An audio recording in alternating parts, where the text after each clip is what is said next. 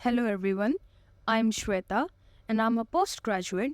I have done my bachelor's and master's in applied psychology.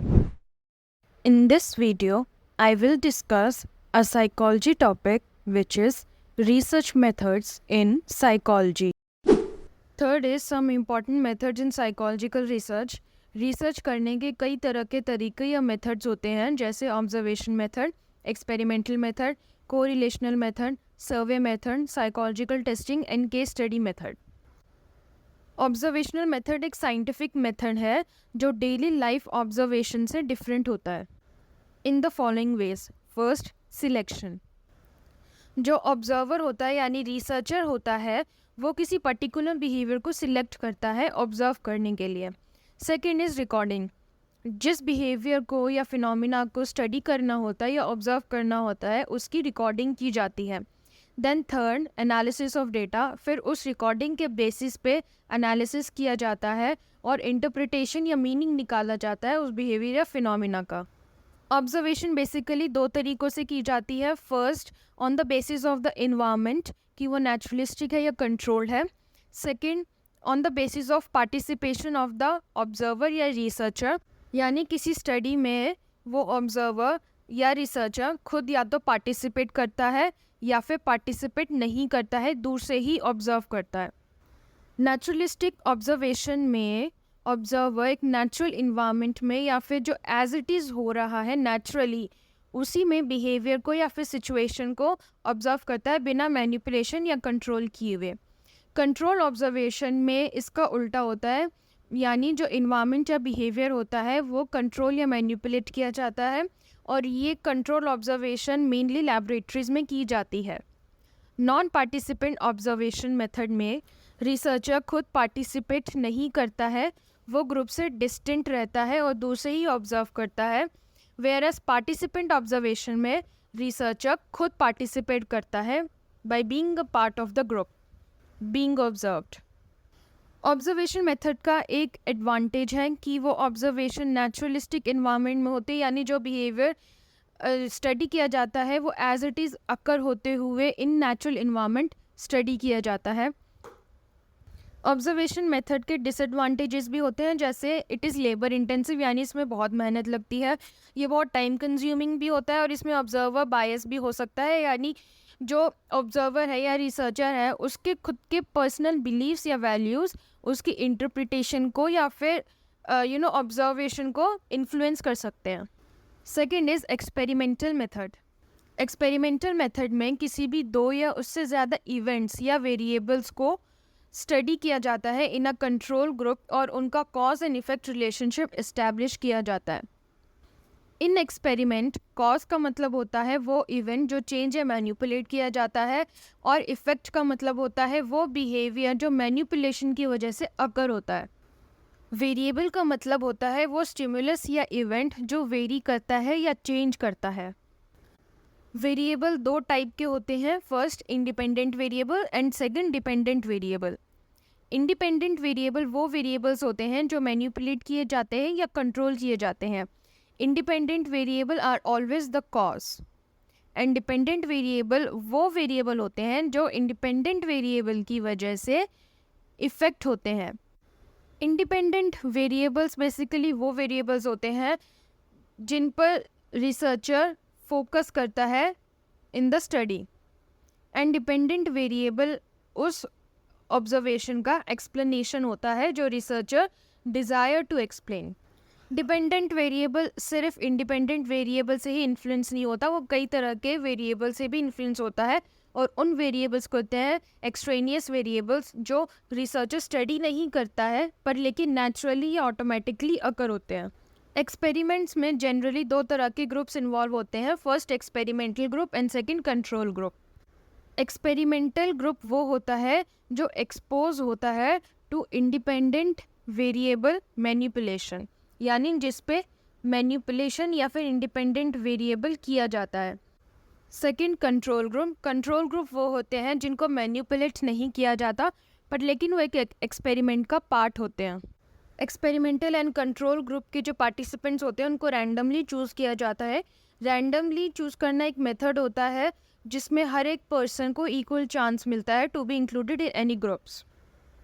वो सारे variables जो एक एक्सपेरिमेंटल स्टडी में डिपेंडेंट वेरिएबल को इन्फ्लुएंस करते हैं वो बेसिकली 3 मेजर टाइप्स के होते हैं। First, organismic variables like anxiety, intelligence level.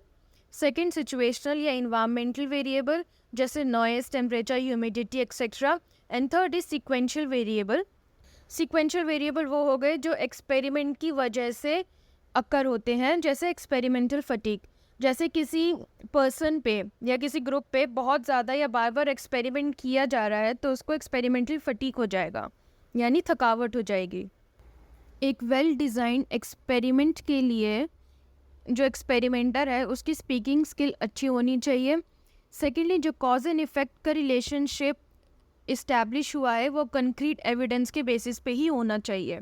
Experimental method के 3 तरह के यानी 3 टाइप्स ऑफ डिसएडवांटेजेस भी है। फर्स्ट, एक्सटर्नल वैलिडिटी, यानी एक्सपेरिमेंट में जो रिजल्ट निकल के आया है वो हर एक ग्रुप पे अप्लाई नहीं हो सकता या फिर हर एक सिचुएशन में अप्लाई नहीं हो सकता है।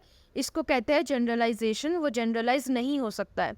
Second is, her problem experimentally study नहीं की जा सकती है।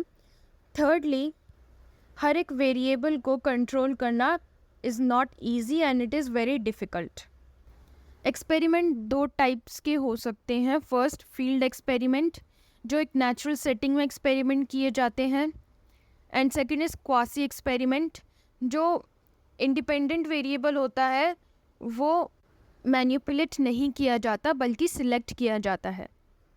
जैसे to study the post effect of earthquake on children who lost their parents. Third is correlational study. इसमें रिलेशनशिप बिटवीन 2 वेरिएबल्स को डिटरमाइन किया जाता है, यानी जाना जाता है कि 2 वेरिएबल्स के बीच रिलेशनशिप है या नहीं है, और अगर है तो कितने एक्सटेंट तक है। कोरिलेशन कोएफिशिएंट यूज़ किया जाता है टू डिटरमाइन द रिलेशनशिप, और ये कोरिलेशन कोएफिशिएंट होता है +1 से लेके -1 के बीच में। कोरिलेशन 3 टाइप्स के होते हैं। First positive, second negative and third zero. Positive correlation में रिलेशनशिप होता है और ये डिटरमाइन किया जाता है by seeing the value of 2 variables. For example, variable x and variable y। अगर वेरिएबल x की वैल्यू इंक्रीज़ हो रही है तो वेरिएबल y की वैल्यू भी इंक्रीज़ होगी। सिमिलरली, अगर वेरिएबल x की वैल्यू डिक्रीज़ हो रही है तो y की वैल्यू भी डिक्रीज़ होगी, और ये वैल्यू होती है basically approx +1। Second is negative correlation. इसमें वेरिएबल्स के बीच में कोई भी रिलेशनशिप नहीं होता है। ये डिटरमाइन किया जाता है by seeing the values of x and y। अगर वेरिएबल x की वैल्यू इंक्रीज़ हो रही है तो वेरिएबल y की वैल्यू डिक्रीज़ होगी। सिमिलरली, अगर x की वैल्यू डिक्रीज़ हो रही है तो y की वैल्यू इंक्रीज़ होगी। नेगेटिव कोरिलेशन रेंज होता है between 0 to -1। Third is zero correlation. इसमें कोरिलेशन इज़ बिटवीन या अप्रॉक्स 0, और ये बहुत रेयर होता है। Fourth is survey method. Survey method का मेन एम होता है to study opinions, attitudes and social fact. Survey conduct करने के लिए 4 मेन टेक्निक्स यूज़ की जाती है। First, personal interviews. Second, questioners. Third, telephonic service. And fourth, controlled observation. Personal interview में फेस टू फेस बैठ के इंटरव्यू लिया जाता है, और ये इंटरव्यूज़ 2 तरह के हो सकते हैं। फर्स्ट, स्ट्रक्चर्ड या स्टैंडर्डाइज, एंड सेकंड, अनस्ट्रक्चर्ड या नॉन स्टैंडर्डाइज। स्ट्रक्चर्ड इंटरव्यू में इंटरव्यू स्केड्यूल होता है, यानी जो इंटरव्यू में क्वेश्चंस पूछे जाने होते हैं वो पहले से ही रिटन होते हैं और इंटरव्यूअर के पास होते हैं। इस टाइप के इंटरव्यू में क्लोज एंडेड क्वेश्चंस पूछे जाते हैं।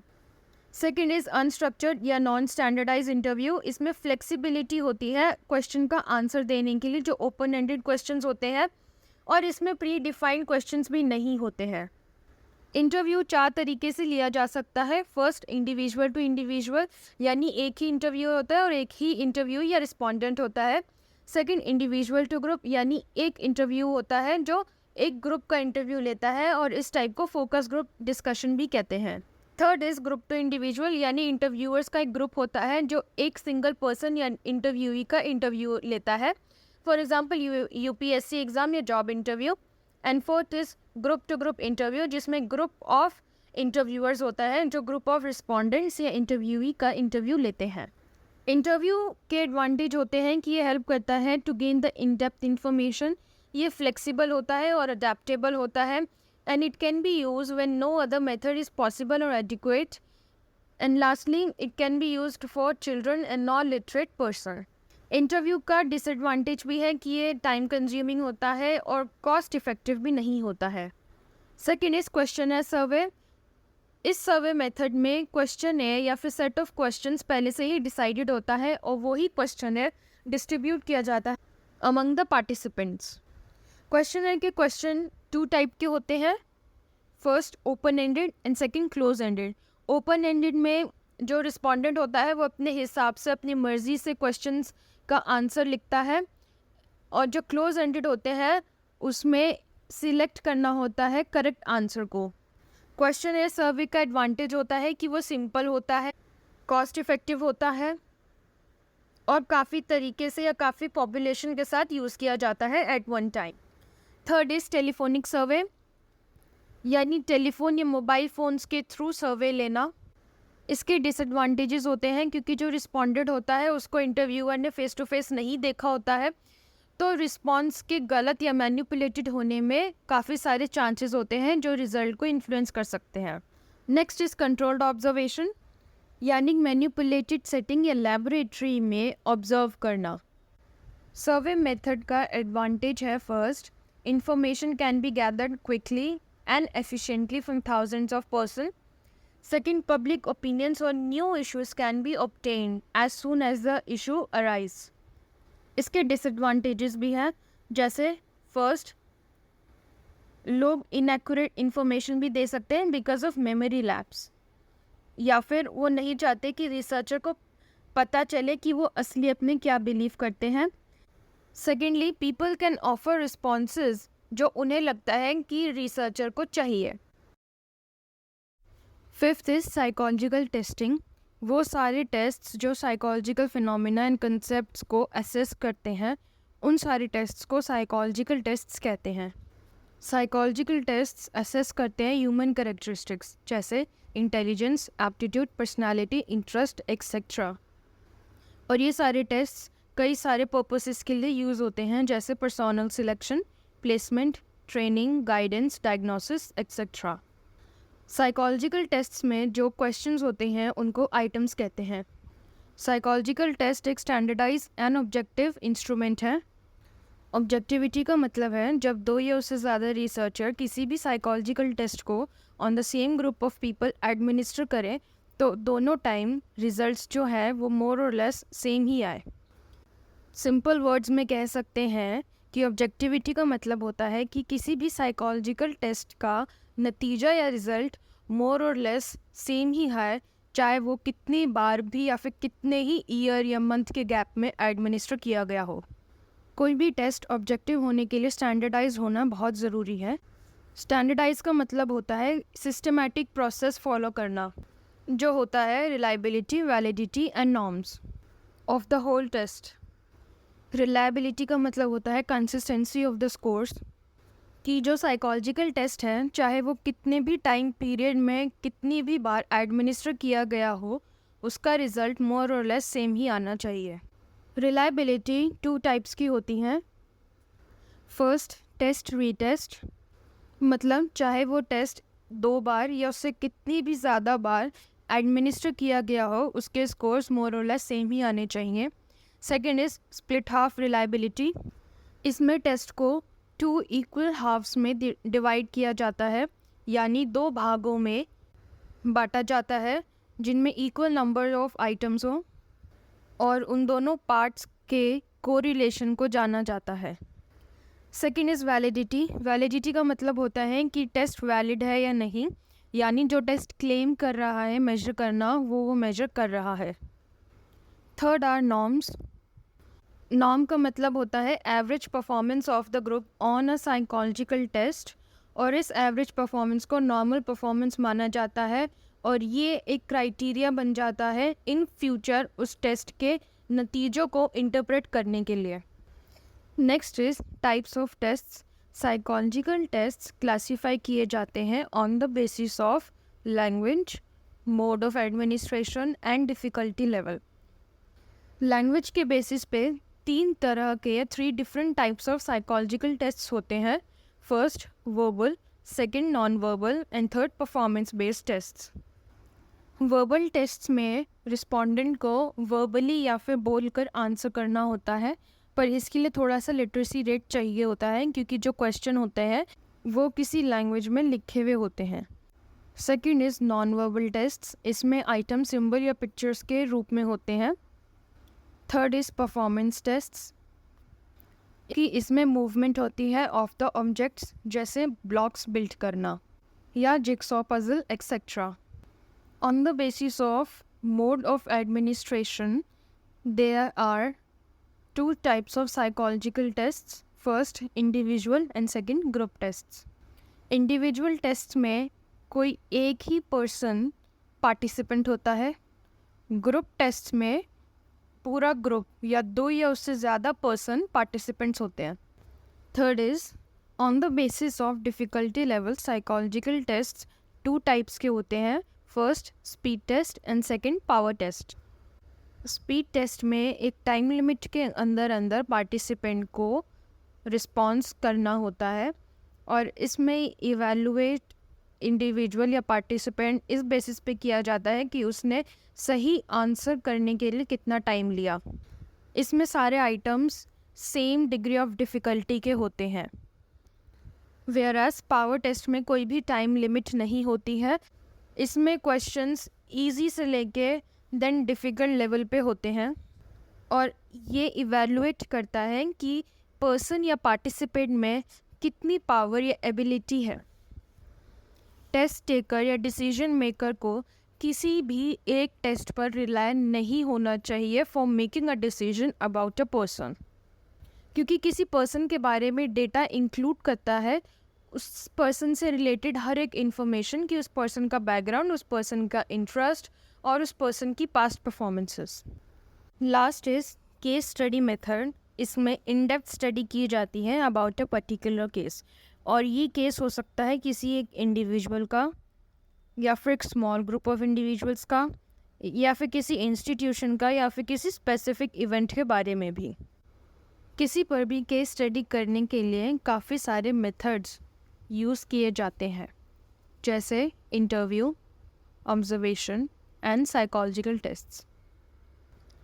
केस स्टडी एक पूरा अच्छे तरीके से नरेटिव और डिटेल्ड एक्सप्लेनेशन बताता है। केस स्टडी ज़्यादातर क्लिनिकल साइकोलॉजी में यूज़ होता है। फॉर एग्ज़ाम्पल, सिगमंड फ्रॉइड का इनसाइट कॉन्सेप्ट और जीन पियाजे का cognitive developmental theory case study method use करके ही डेवलप की गई हैं। केस स्टडी मेथड का एक डिसएडवांटेज होता है वैलिडिटी, इसीलिए काफ़ी सारे सोर्सेज से इंफॉर्मेशन या डेटा कलेक्ट किया जाता है by a number of investigators. Second disadvantage is generalization, क्योंकि किसी भी एक केस के नतीजे किसी और केसेस पे या और इवेंट या और सिचुएशन या लोगों पर लागू या फिर अप्लाई नहीं किए जा सकते। Thank you. For any queries, you can mail me on this email ID. For more information, follow me on Instagram and Facebook. Links are given in the description box below. Subscribe to my channel and don't forget to like, share and comment. Bye bye.